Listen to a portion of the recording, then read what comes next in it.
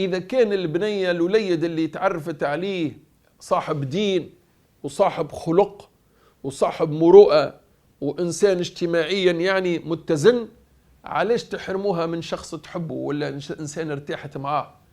راهو النبي صلى الله عليه وسلم لما جاءوا ذكروا له مسألة شبيهة بهذه ايش قال؟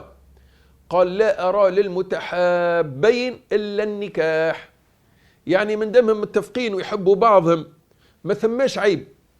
لو كانوا جاء مثلا أخلاقه فيها كذا، مروءته مخدوشة، أنه إنسان ذو سوابق، أنه إنسان عاصي، أنه إنسان مقيم على معصية، لا مجال لأن تهمل حق كريمتك. لكن إذا كانوا قاري وإذا كانوا يخدم على روحه وإذا كانوا إنسان مثقف وإنسان صاحب دين وأخلاق، وبنتك تقرق بيك الشهر الأول والثاني والثالث والرابع، ما تدفعهاش للإثم يا أخي العزيز. ولو ربما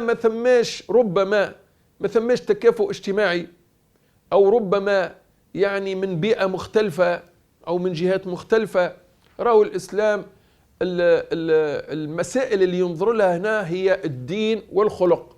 النبي صلى الله عليه وسلم قال إذا جاءكم من ترضون دينه وخلقه أو دينه وأمانته في روايات فزوجوه. ما يعنيكش فيه من أما ولاية ومن أما جهة، المهم دينه وأخلاقه ومروءته.